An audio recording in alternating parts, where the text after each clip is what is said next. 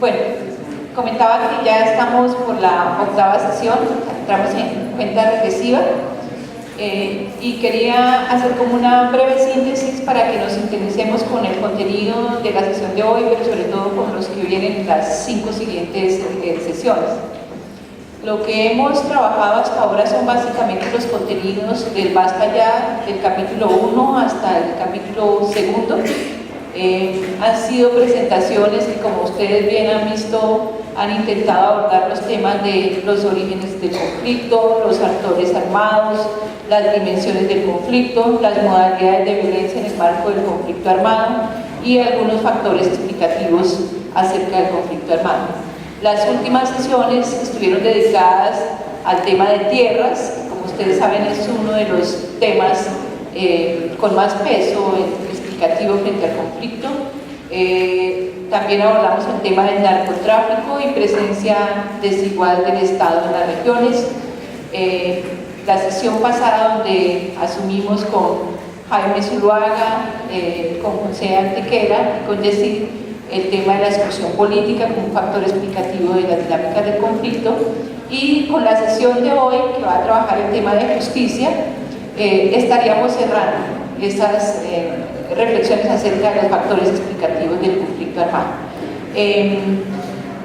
Luego tendríamos un poco el panorama con la sesión de hoy, estaríamos abordando los 3 primeros capítulos del informe, que realmente esas son las pretensiones de los 3 primeros capítulos. Son 3 capítulos que de alguna manera son los que ofrecen o plantean mayor debate y mayor controversia. Como se ha venido planteando aquí en la cátedra, son debates en torno a las fechas, son debates en torno a las cifras, son debates en torno a las responsabilidades de los distintos actores armados y son debates también referidos en términos del peso explicativo que tienen los diferentes temas del conflicto. Entonces,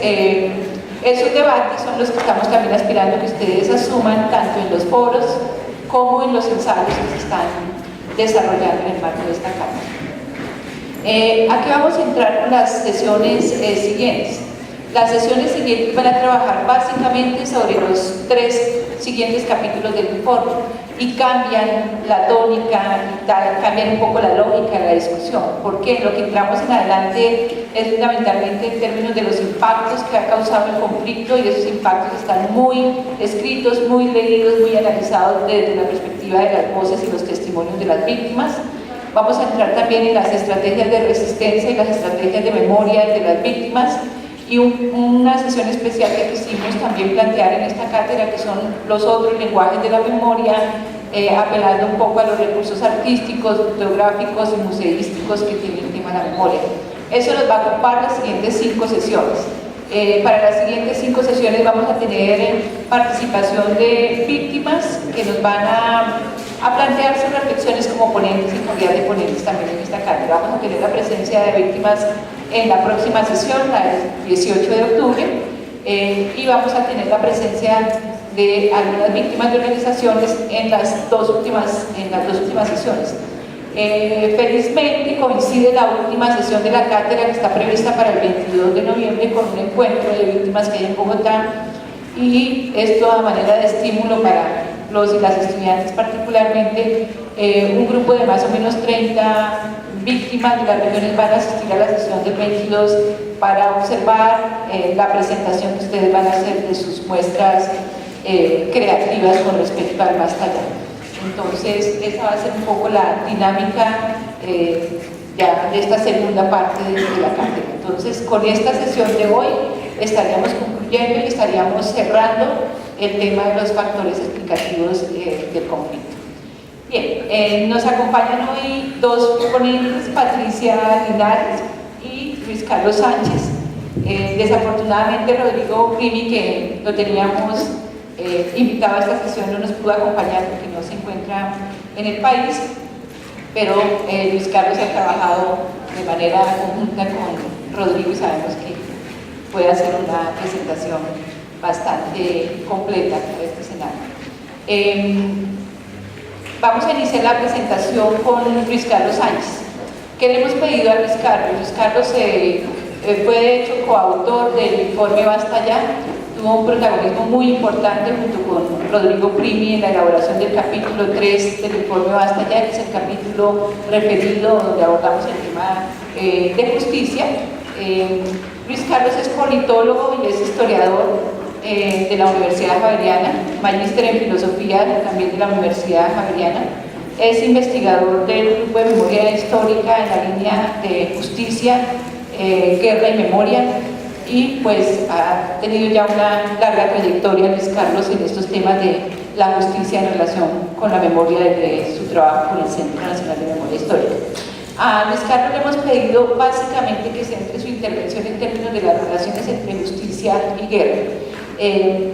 Aspiramos a que ustedes ya hayan avanzado en la lectura de este capítulo y entenderán entonces un poco cuál es la perspectiva que Luis Carlos nos quiere plantear en esa relación o en esas diversas relaciones que se pueden establecer en términos de lo que ha significado el papel de la justicia en el escalamiento de la guerra, pero también el papel de la justicia en intentar detener y parar esta guerra. Luego vamos a tener la presentación de Patricia. Yo por ahora presento a Luis Carlos. Luis Carlos nos va a hacer entonces esta presentación más general. Patricia nos va a trabajar luego dos temas que le hemos pedido, también muy referidos a la experiencia de Patricia. Por un lado, no es la primera vez que hablamos de justicia transicional en Colombia, no es la primera vez que hablamos de procesos de negociación en Colombia, y el ejercicio de Patricia ha sido también recordarnos la historia de esos procesos o de esos intentos de justicia transicional. Sobre eso también hay una memoria que a veces se pierde y que es muy valiosa a la hora de repensarnos por qué han fracasado o por qué han sido exitosos esos ejercicios históricos en el país. Y algo muy importante que también ha surgido como preguntas a varios de los ponentes de sesiones anteriores son los balances que se pueden hacer de lo que fue la Ley de Justicia y Paz. En eso se centró una de las publicaciones de Patricia, que luego voy a comentar, en hacer un balance serio y riguroso de cuáles fueron los alcances, los límites, las dificultades que hubo con el proceso de justicia y paz, y en este momento resulta muy pertinente, sobre todo en la perspectiva de lo que va a implicar para la justicia los procesos de desmovilización si se llega a los acuerdos, si se llega a la firma de los acuerdos en La Habana. Entonces, en esa perspectiva va la intervención de Patricia.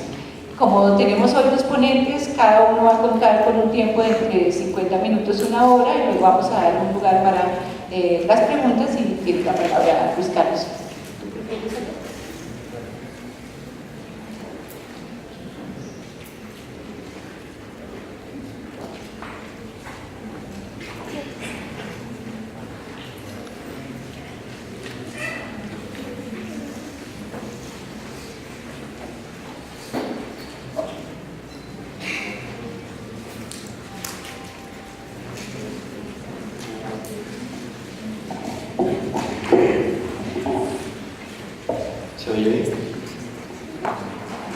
Buenos días a todas y a todos. Bueno, ya Marta presentó quién soy y cuál es el sentido de mi intervención. Yo quisiera, antes de contar, digamos, la forma como hemos pensado la relación entre guerra y justicia, decir por qué, digamos, ese problema se volvió un problema pertinente de investigación para nosotros, por qué no bastaba simplemente con analizar o con evaluar, digamos, la acción que hacía el Estado de cara a las violaciones que se estaban cometiendo en el marco del conflicto armado, perdón, sino que era necesario hacer una pregunta un poquito más compleja sobre las relaciones entre guerra y justicia, digamos. En principio no era no parecía un factor, digamos, si uno mira lo que han hecho en otros conflictos armados, el capítulo de la justicia básicamente es el capítulo o de la cooptación que han sufrido las autoridades judiciales por autoridades estatales o por actores ilegales, o el capítulo de la ineficacia, ¿no? En el caso colombiano hay mucho de cooptación y hay mucho de ineficacia, pero también hay mucho de otras cosas que son las que nos parecieron valiosas y por las que decidimos volver esto un problema de investigación y una línea de trabajo dentro del centro. Vamos, que ya se ha hecho mucho para empezar, que en Colombia que en Colombia hay una paradoja importante, digamos, que constituye para algunos la especificidad colombiana en el conjunto de los conflictos armados, por lo menos del siglo XX, y es que combina una democracia relativamente estable, con elecciones periódicas que si uno las mira en perspectiva comparada son altamente competitivas, con un funcionamiento más o menos razonable del sistema judicial, y al mismo tiempo mucha violencia, y en particular violencia política, es decir,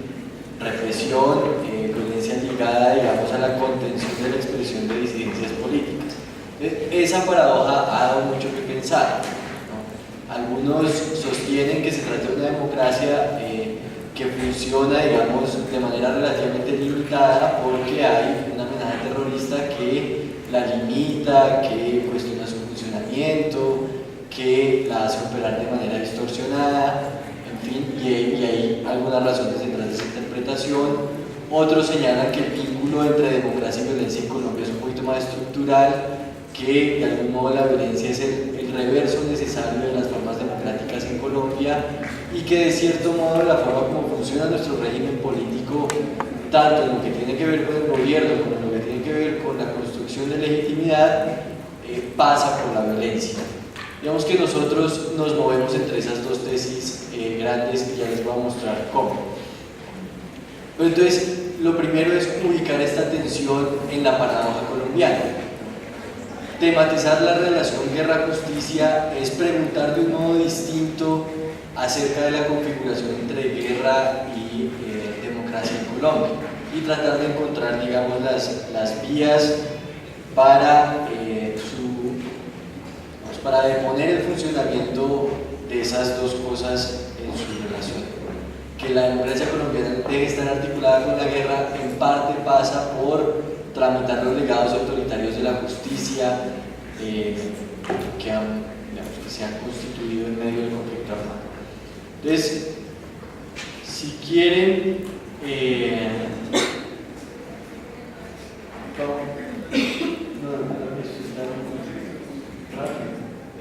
podemos devolverlo a la primera.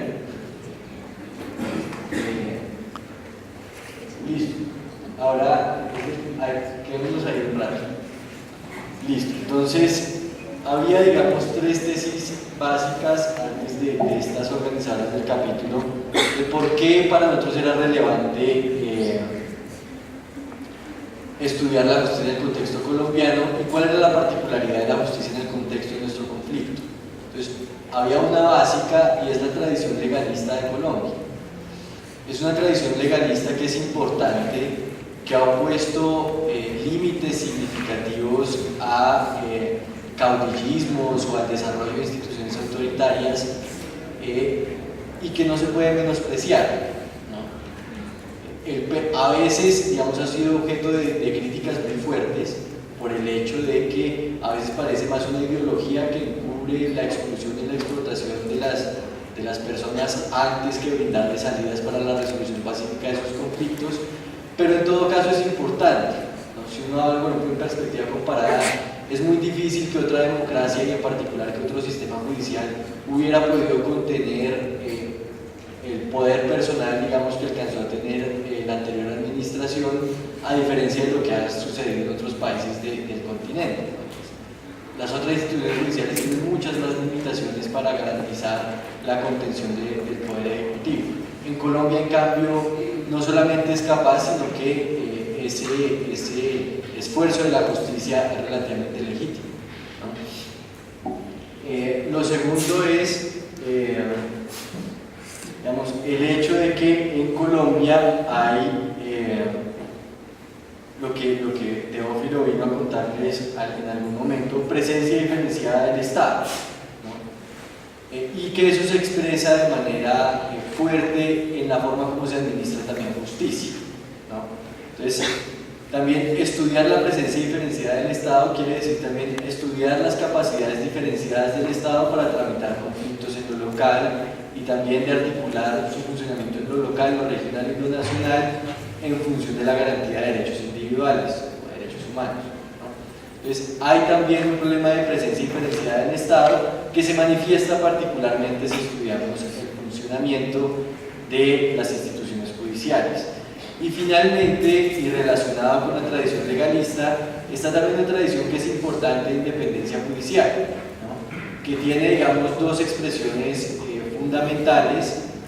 que tienen sus peligros también, pero que no por eso son irrelevantes, que son, por un lado,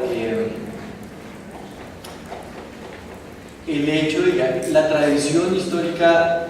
que tiene Colombia en materia de control judicial del Poder Ejecutivo, ¿no? Colombia muy temprano, ya desde la reforma de 1910, cuenta con la posibilidad de la acción pública de constitucionalidad y con la posibilidad, digamos, de establecer límites judiciales al ejercicio del poder político. Entonces, hay, digamos, un diseño institucional que ha sido permanente en la historia y que ha tenido efectos significativos, como lo vamos a ver. Y lo segundo también tiene que ver con los mecanismos de conformación de la rama judicial, ¿no? Por lo menos desde la Constitución, el plebiscito del 57, con el que se origina el Frente Nacional, hasta el 91 hubo una tradición, digamos, un diseño de conformación de la rama mediante el mecanismo de cooptación, ¿no? Es decir, que la rama misma generaba, digamos, sus propios mecanismos de renovación, y eso la mantuvo parcialmente alejada del ejercicio del poder político, a veces enfrentada al poder político, y eso es, digamos, bueno, o por lo menos razonablemente adecuado en una democracia, que los poderes estén limitados, parcialmente enfrentados, sin que eso se vuelva inestable, pero el concepto de Estado de Derecho en parte es el concepto de la distinción y el choque parcialmente estable de los poderes dentro de una democracia. Entonces, eso es importante, ha tenido más efectos dentro de las altas cortes que en la justicia local. La justicia local, como ustedes saben, ha estado mucho más expuesta a la captura y cooptación, pero aún así la justicia local ha tenido ciertos rendimientos que vamos a ver que son particularmente importantes si uno los mira en relación sobre todo con otros conflictos. Es muy raro uno ver jueces, digamos, judicializando al poder político, judicializando actores armados que operan a veces aliados con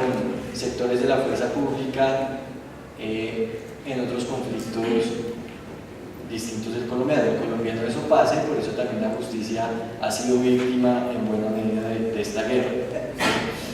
Entonces, digamos que había tres tesis básicas que nosotros teníamos más como intuiciones de trabajo que teníamos que problematizar. Y ya la forma como cuajaron, digamos, esas tres intuiciones tiene que ver con estas cuatro aproximaciones, hipótesis, digamos, de trabajo sobre el funcionamiento de la justicia en relación con la guerra que ustedes ya más o menos han estudiado en las sesiones anteriores, ¿no? Entonces, hay cuatro elementos ahí que son importantes tener en cuenta. El primero es que en la justicia, digamos, estamos el tema de la justicia está compuesto de una tensión entre las exigencias de justicia que hacen las víctimas y en general la sociedad y la eficacia del control sobre los comportamientos como parte del ejercicio soberano del poder estatal, ¿no? Son ambas cosas. Cuando uno estudia justicia, estudia tanto los significados que construyen las personas cuando están en sus búsquedas de justicia, como las formas que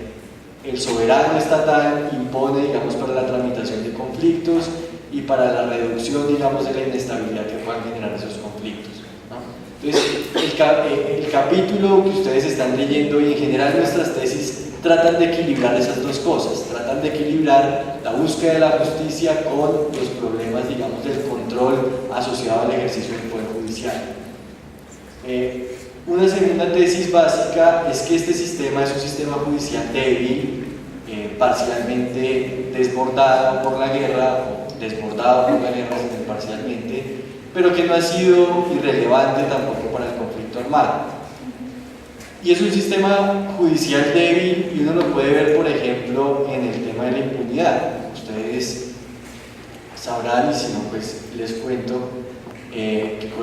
Digamos, Colombia tiene problemas muy serios de impunidad, hay debates sobre lo que es la impunidad, pero tiene problemas muy serios de impunidad, y lo que sabemos de ella es que es más grave entre más grave es el delito, es decir, que Colombia ha tenido algún desarrollo significativo para tramitar los delitos de menor impacto, que son relativamente fáciles de investigar, y en cambio tiene limitaciones muy serias para investigar los delitos de mayor impacto, independientemente de que sean fáciles o difíciles de investigar, ¿no?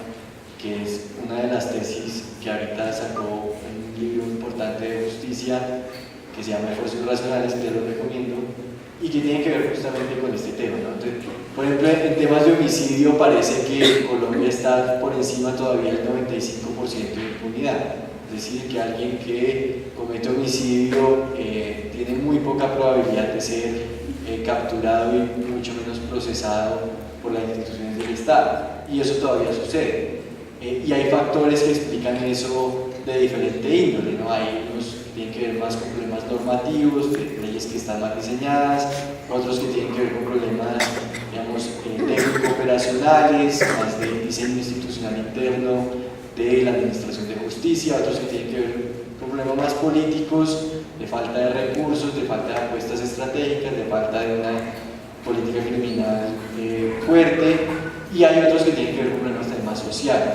desconfianza en la institución judicial. Pero digamos que hay problemas grandes de funcionamiento de la justicia, y la impunidad es uno de los reclamos, una de las formas de visibilizar el carácter limitado de nuestra justicia, pero no es irrelevante. Y no es irrelevante porque ha logrado cosas importantes. Si no, piensen en la judicialización de los políticos ligados al paramilitarismo, piensen en la judicialización de la narcotización de la democracia con ocasión del proceso 8000 y lo que desde entonces ha tratado de hacer en particular la Corte Suprema de Justicia. Hay avances importantes en la limitación del derecho penal del enemigo por parte de la Corte Constitucional, hay avances importantes en la limitación del fuero militar por parte también de la Corte Constitucional, en fin, digamos, hay una serie de esfuerzos de la justicia también para ponerle, y de ciertos actores dentro de la justicia para ponerle límites no solamente al conflicto armado, sino a la potencialidad que tiene el conflicto armado de distorsionar el funcionamiento de las instituciones del Estado, ¿no? Entonces, un sistema judicial débil, desbordado, pero no es irrelevante y tampoco está colapsado. Y ahí es importante eso también de cara a pensar en una transición. Una transición en Colombia no puede ser borrón y cuenta nueva en materia judicial. Hay esfuerzos significativos que se han hecho y hay potencialidades, hay cosas que se han hecho relativamente bien, otras no tan bien y otras muy mal, pero las que se han hecho relativamente bien, digamos, hay que potenciarlas y no dejarlas de lado. Uno de los elementos, paso a la tercera tesis, que es que uno de los elementos más importantes que nosotros hemos visto de cómo la guerra afecta al sistema judicial es induciendo en él distorsiones autoritarias, ¿no? Eso tiene que ver con el punitivismo, digamos, del sistema penal, con la extralimitación de las instituciones de la justicia penal para la resolución de conflictos de cualquier índole, y también con la modificación, si quieren, de la estructura penal misma. Digamos,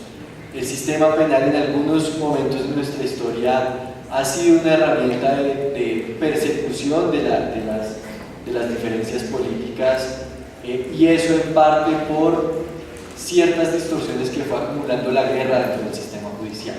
¿no? Y ya vamos a estudiar eso con algún detalle a propósito, digamos, del recuento histórico que va a tratar de hacer en un momento.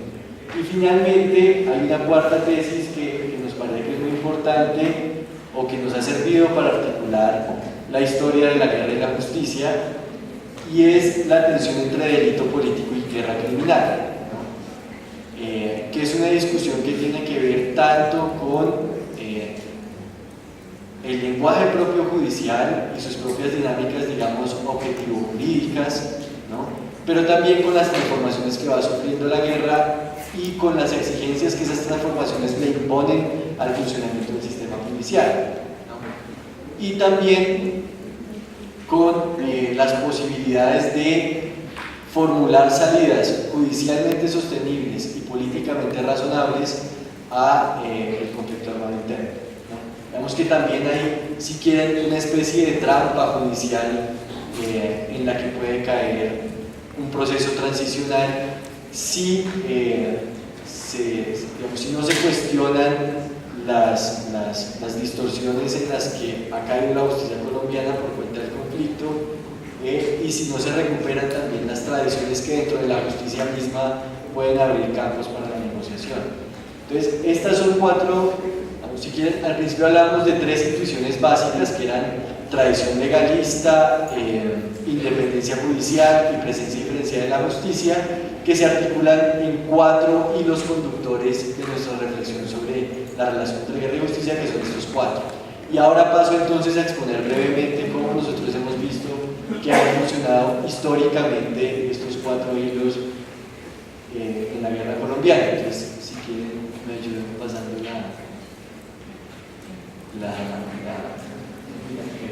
listo. Entonces nosotros distinguimos tres periodos básicos. Uno que va más o menos desde los 70s hasta antes de 1987. Ya les voy a decir por qué nosotros le dimos tanta importancia a 1987. El punto de arranque es ambiguo, realmente el Frente Nacional, pero nosotros tomamos como punto de partida 1971, que es un momento en que se estudia un código de procedimiento penal que es importante porque da origen a algunos de estos procesos. Pero ¿qué es lo fundamental de este periodo? Lo que siempre vamos a tener, la justicia heredada del Frente Nacional. Por un lado, la doctrina de seguridad nacional, ¿no? Que es un encuadre ideológico importante, no solamente por lo que creía la gente, sino porque eso dio lugar a diseños institucionales particulares y sobre todo algo que hemos llamado en el capítulo a cierto paralelismo jurídico. Y ese paralelismo jurídico quiere decir que en Colombia funcionaban casi que dos sistemas judiciales distintos. Uno liberal, garantista, adecuado, digamos, a los estándares más o menos internacionales de funcionamiento, por una perspectiva comparada, porque en ese momento hablar de estándares es complicado, pero si uno lo compara con otros, había una justicia relativamente garantista que se ocupaba de los procesos civiles, de lo que normalmente tiene que tramitar un sistema judicial ordinario, y al mismo tiempo había una justicia, digamos, de excepción, parcialmente delegada en los militares, que tenía que ver con el juicio de las disidencias políticas. Digamos, cuando se trataba de un delito sí o de una conducta, digamos, que pueda ser tramitada por las instituciones ordinarias del Estado, un proceso civil o un proceso penal, pero por delitos que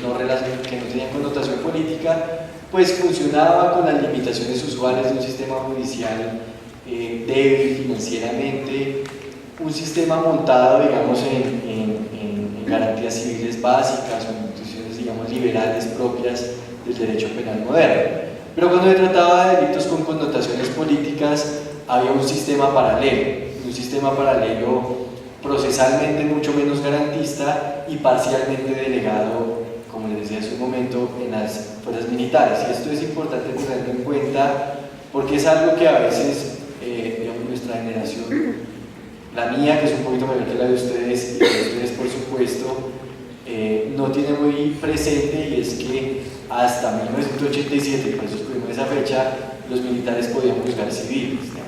sobre todo en contextos de excepción, por razones de orden público, pero como orden público finalmente termina siendo casi cualquier cosa, pues casi que cualquier civil antes del 87, si era acogido de manifestaciones, podía ser juzgado de manera expedita por tribunales militares, ¿no?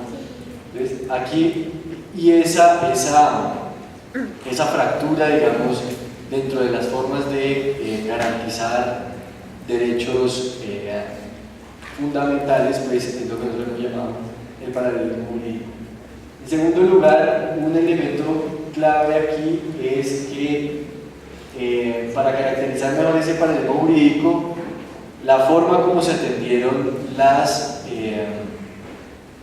disidencias políticas por vía judicial tenía que ver con la aplicación de un derecho penal del enemigo, es decir, con la identificación de un enemigo y la creación, digamos, de un concepto de enemigo relativamente amplio en los términos de la justicia penal de excepción, en los términos de la doctrina de seguridad nacional, perdón, y con base en esa noción de enemigo aplicar justicia. Digamos, es una justicia que antes que partir de la idea del ciudadano y del ciudadano, digamos, al que hay que garantizar esos derechos, parte de la idea del enemigo que pone en riesgo la institucionalidad del Estado y el orden mismo de la sociedad colombiana, y que en cuanto enemigo debe ser enfrentado por las instituciones judiciales y en general políticas del Estado, ¿no? Digamos, la justicia hace parte de la forma de tratar al enemigo,